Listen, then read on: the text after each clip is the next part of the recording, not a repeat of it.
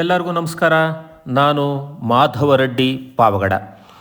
ಇವತ್ತಿನ ಸಂಚಿಕೆ ಪೆನುಗೊಂಡೆ ಘಾಟ್ ಹಾಗೂ ಅದರ ಬೆಟ್ಟ. ಇದು ವಿಶೇಷ ಸಂಚಿಕೆ. ನೀವು ವೀಕೆಂಡ್ನಲ್ಲಿ ರೈಡ್ ಏನಾದರೂ ಹೋಗಬೇಕು ಅಂತ ಅಂದ್ಕೊಂಡ್ರೆ ಪೆನುಗೊಂಡೆ ಬೆಟ್ಟಕ್ಕೆ ಹೋಗಬಹುದು. ಪೆನುಗೊಂಡೆ ಘಾಟ್ನ ಪ್ರಮುಖ ಆಕರ್ಷಣೆಗಳು ಅಂದರೆ ರೋಮಾಂಚಕ ಹೇರ್ ಪಿನ್ ತಿರುವುಗಳು. ಈ ಘಾಟ್ ರಸ್ತೆಯು ಅತ್ಯಂತ ರೋಮಾಂಚಕವಾದ ಹೇರ್ ಪಿನ್ ತಿರುವುಗಳಿಂದ ಹೊಂದಿದೆ. ರಸ್ತೆಯುದ್ದಕ್ಕೂ ಇರುವ ಈ ತೀಕ್ಷ್ಣ ತಿರುವುಗಳು ಬೈಕ್ ರೈಡರ್ಗಳಿಗೆ ಮತ್ತು ಡ್ರೈವಿಂಗ್ ಇಷ್ಟಪಡುವವರಿಗೆ ಒಂದು ಅತ್ಯುತ್ತಮ ಅನುಭವ ನೀಡುತ್ತವೆ. ವಿಶೇಷವಾಗಿ ಮುಂಜಾನೆ ಮತ್ತು ಸಂಜೆ ಜಂಟಿ ಸಮಯದಲ್ಲಿ ಅಥವಾ ಮಳೆಗಾಲದಲ್ಲಿ ಈ ಘಾಟ್ ಮಂಜಿನಿಂದ ಆವೃತವಾಗಿರುತ್ತದೆ. ದಟ್ಟವಾದ ಮಂಜಿನ ನಡುವೆ ರೈಡ್ ಮಾಡುವುದು ಪ್ರತಿಯೊಬ್ಬ ಪ್ರಕೃತಿ ಪ್ರೇಮಿಗೂ ಇಷ್ಟವಾಗುತ್ತದೆ. ಈ ಸೌಂದರ್ಯವನ್ನು ಸವಿಯಲು ಮುಂಜಾನೆ 6 ಗಂಟೆಯಿಂದ 8 ಗಂಟೆಯ ಒಳಗೆ ಭೇಟಿ ನೀಡುವುದು ಸೂಕ್ತ. ಆಗ ಆ ಸಮಯದಲ್ಲಿ ಈ ಪ್ರದೇಶ ಮಂಜಿನಿಂದ ಕೂಡಿರುತ್ತದೆ. ಇಲ್ಲಿನ ತಿರುವುಗಳು ಅತ್ಯಂತ ಕಡಿದಾಗಿರುವುದರಿಂದ ವಾಹನ ಚಾಲನೆ ಮಾಡುವಾಗ ವೇಗ ಮಿತಿ ಕಾಯ್ದುಕೊಳ್ಳುವುದು ಅತ್ಯಗತ್ಯ.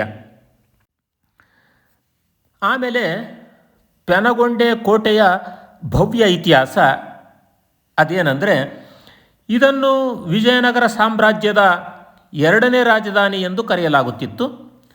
ಹಂಪಿಯ ಪತನದ ನಂತರ ಪೆನುಗೊಂಡೆ ವಿಜಯನಗರ ಸಾಮ್ರಾಜ್ಯದ ಪ್ರಮುಖ ಕೇಂದ್ರವಾಯಿತು.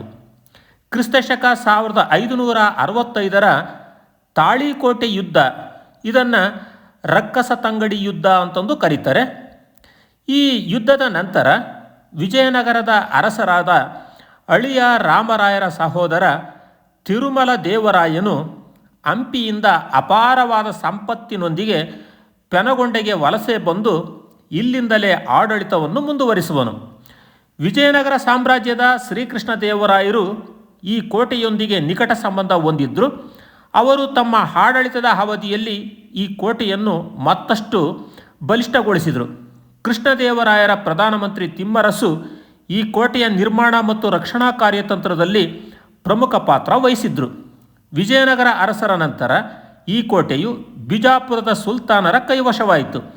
ತದನಂತರ ಮೈಸೂರಿನ ಹೈದರಾಲಿ ಮತ್ತು ಟಿಪ್ಪು ಸುಲ್ತಾನರು ಈ ಕೋಟೆಯನ್ನು ತಮ್ಮ ಸುಬರ್ದಿಗೆ ಪಡೆದುಕೊಂಡರು.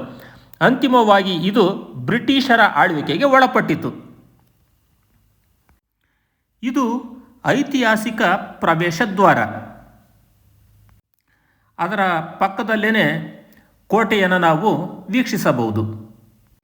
ಈಗ ಕಾಣಿಸ್ತಾ ಇರತಕ್ಕಂಥದ್ದು ವಿಶ್ರಾಂತಿ ಮಂಟಪ ಅಥವಾ ಕಾವಲುಗಾರರ ಚೌಕಿಯ ಅವಶೇಷ. ಅದರ ಪಕ್ಕದಲ್ಲಿರ್ತಕ್ಕಂಥದ್ದು ಇದು ಗಾಳಿಗೋಪುರ ಅಥವಾ ಸುದ್ದಿ ಗೋಪುರ ಅಂತಂದು ಸಮೇತ ಇದನ್ನು ಕರೀತಾರೆ.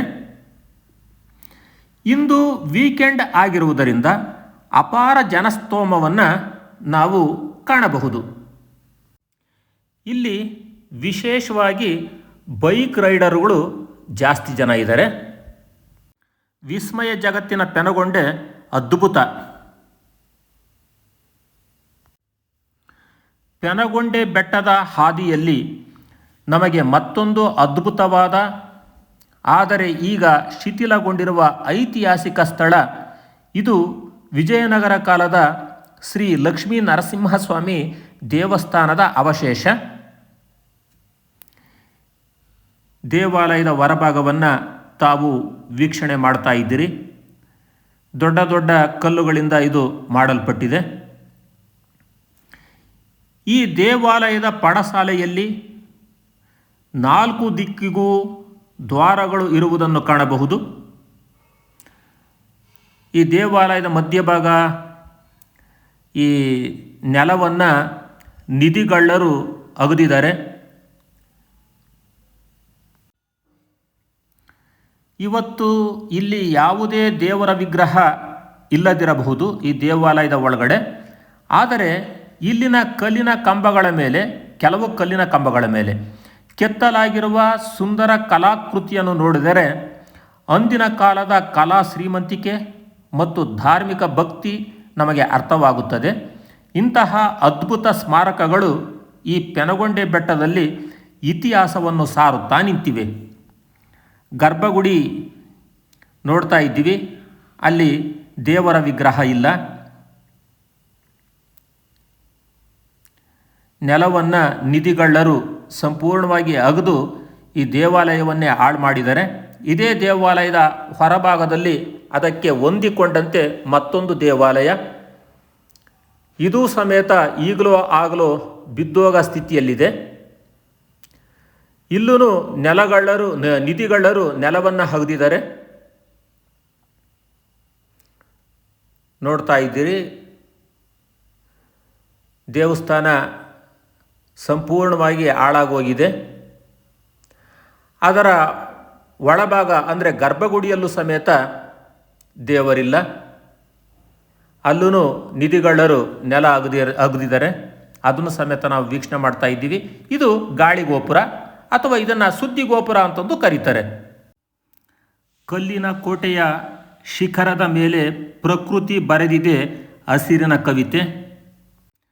ತಂಗಾಳಿಯ ತಂಪಿಗೆ ತಲೆದೂಗುವ ಗಿಡಮರಗಳು ನೋಡುಗರ ಕಣ್ಣಿಗೆ ನೀಡುವವು ಹರ್ಷದ ಧಾರೆ. ಪೆನಗೊಂಡೆಯ ಬೆಟ್ಟದ ಈ ಪಚ್ಚೆಯ ಆಸು ಮನಸ್ಸಿಗೆ ನೀಡುವುದು ಎಂದಿಗೂ ಮರೆಯದ ಬಣ್ಣದ ಲೇಸು. ಸಾಲು ಮಂಟಪಗಳು ಈ ಪ್ರದೇಶ ಆ ಕಾಲದ ದೊಡ್ಡ ಮಾರುಕಟ್ಟೆ ಅಥವಾ ಸೈನಿಕರ ವಸತಿ ನೆಲೆ ಅಥವಾ ಕುದುರೆಯ ಲಾಯ ಆಗಿರಬಹುದು. ಈ ಬೆಟ್ಟದಿಂದ ಸ್ವಲ್ಪ ಮೇಲ್ಭಾಗದಲ್ಲಿ ಕಾಳಿಕಾ ಮಂದಿರ ಇದೆ. ಅಲ್ಲಿಗೆ ಹೋಗೋದಕ್ಕೆ ಇದು ದಾರಿ. ಆ ಬಂಡೆಗಳ ಸಂದಿಯಿಂದ ಹೋಗಬೇಕು ಮೇಲಕ್ಕೆ. ಅಲ್ಲಿ ಸ್ವಲ್ಪ ವಿಶಾಲವಾದ ಮೈದಾನ, ಅಲ್ಲೂ ಕೂಡ ಮೇಲ್ಭಾಗದಲ್ಲಿ. ಸ್ವಲ್ಪ ಮುಂದೆ ಹೋದರೆ ಕಾಳಿ ಮಾತೆಯ ಗುಹಾಂತರ ದೇವಾಲಯ. ಇದ್ರ ಒಳಗಡೆ ಒಂದು 2-3 ಹೋಗ್ಬೋದು ಅಷ್ಟೇ, ಅದು ವಿಶಾಲವಾಗಿ ಇಲ್ಲ. ನೋಡ್ತಾ ಇದ್ದೀರಿ ತಾವು, ಗುಹಾಂತರ ದೇವಾಲಯ ಕಾಳಿ ಮಾತೆಯದು. 1-2-3 ಕೂತ್ಕೋಬೋದು. ಇದು ವಿಗ್ರಹ, ಭಾಳ ಚಿಕ್ಕ ದೇವಾಲಯ, ಒಳಗಡೆ ಗುಹಾಂತರ ದೇವಾಲಯ ಇದು.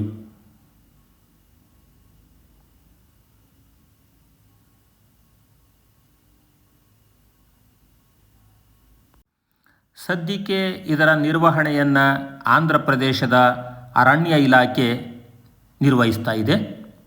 ಕೆಲ ಕಾಮಗಾರಿ ಕೆಲಸ ಈ ಬೆಟ್ಟದ ಮೇಲೆ ಪ್ರಗತಿಯಲ್ಲಿದೆ. ಅದ್ಭುತ ಸುಂದರ ತಾಣ ಪೆನಗೊಂಡೆ ಬೆಟ್ಟ ತಾವು ವೀಕ್ಷಣೆ ಮಾಡ್ತಾ ಇದ್ದೀರಿ. ಈ ತಾಣವನ್ನು ಒಮ್ಮೆಯಾದರೂ ನೋಡಲೇಬೇಕು. ವಿಸ್ಮಯ ಜಗತ್ತಿನ ಪ್ರಕೃತಿ ಇದು. ಈ ವಿಡಿಯೋ ನಿಮಗೆ ಇಷ್ಟ ಆಗಿದ್ದರೆ ಲೈಕ್ ಮಾಡಿ, ಶೇರ್ ಮಾಡಿ, ಸಬ್ಸ್ಕ್ರೈಬ್ ಆಗಿ. ವಿಡಿಯೋ ವೀಕ್ಷಿಸಿದ್ದಕ್ಕೆ ಧನ್ಯವಾದಗಳು.